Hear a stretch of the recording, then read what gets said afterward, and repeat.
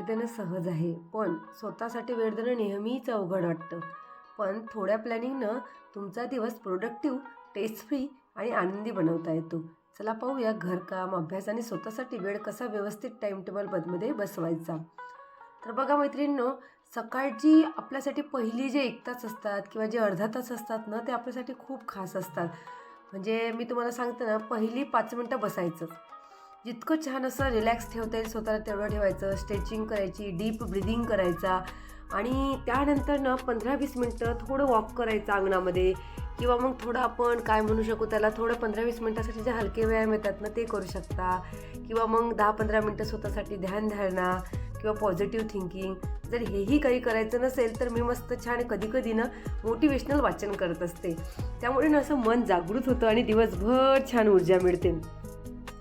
आणि खरंच तुम्हाला सांगते ना, घरकामात ना थोडं थोडं करून करावं लागतं अभ्यास. आपण म्हणाल की आता नाही मला बसून टेबलवर असा छान 2 तास अभ्यासच करायचा आहे, पण ते शक्य नसते. कारण कोणीही आपल्याला तसं म्हणणार नाही आणि आपण तशी अपेक्षा पण करायला नको. कारण आपण आपल्या घराचा हेड असतो, त्यामुळे आपल्याला सगळी जबाबदारी पूर्ण करावी लागते. तर बघा, घरकाम हे दिवसात थोडं थोडं करून करता येईल आणि त्याच्याबरोबर अभ्यास किंवा स्वतःला पण घडवता येईल. तर बघा, जे 7 ते 8 आहे ना, ते स्वयंपाकाची तयारी करायची किंवा 6 ते 8 म्हटलं तरी चालेल. मी माझा टायमिंग सांगते तुम्हाला. आता तुम्ही तुमचा 8 ते 9 असू शकतो, कोणाचा 10 ते 11 असू शकतो, पण 1 तास हा स्वयंपाकासाठी द्यायचा.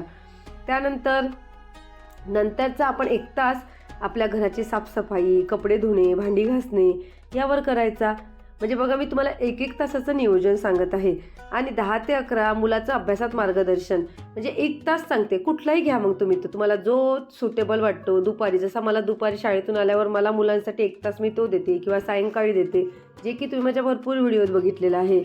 म्हणून मोठ्या कामाला एका वेळेत न करता छोटे छोटे 30 ते 45 मिनिटाचे जर आपण सेशन ठेवले ना, तर आपण कधी थकणार नाही आणि थकवणार पण नाही आणि आपला फोकस पण वाढेल.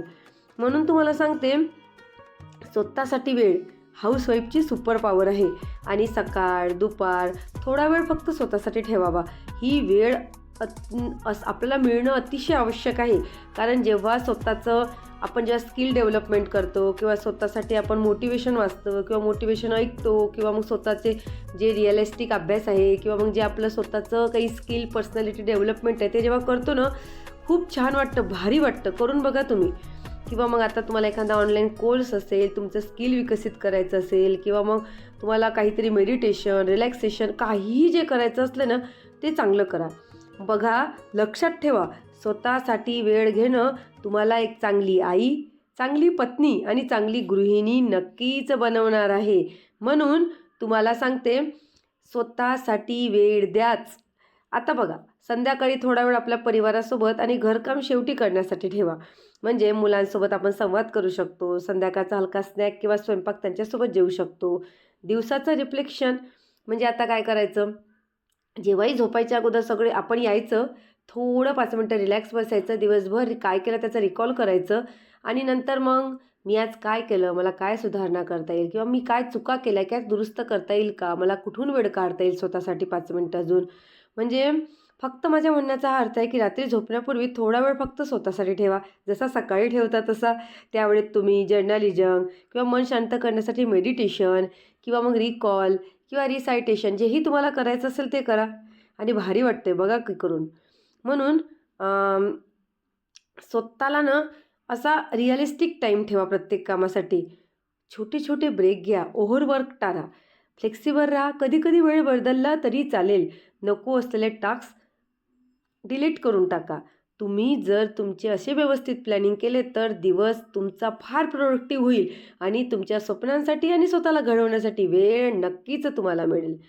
घरकाम सांभाळत, मुलांना शिकवत आणि स्वतःसाठी वेळ काढत राहणे अशक्य नाही. फक्त थोडं प्लॅनिंग, थोडी शिस्त, तुम्हाला दिसेल की दिवस कसा बदलतोय. जर तुम्हाला हा जो मी थोडा टाईमटेबल पद्धतीने तुम्हाला एक टाईमटेबल सांगितलेला आहे, तर जर तुम्हाला आवडला असेल तर नक्की लाईक, शेअर आणि सबस्क्राईब करा. जेणेकरून तुमच्या मैत्रिणींना, तुमच्यासारख्याच हाऊसवाईफना, माझ्यासारख्या हाऊसवाईफना नक्कीच प्रेरणा मिळेल. म्हणून आत्ता या क्षणापासून द्या वेळ स्वतःला आणि करा या अभ्यासाला सुरुवात किंवा स्वतःला घडवायला. भेटूया पुढील मोटिवेशनसोबत, पुढील आपल्या छान जर्नीसोबत. तोपर्यंत स्वतःची काळजी घ्या, आनंदी राहा. बाय.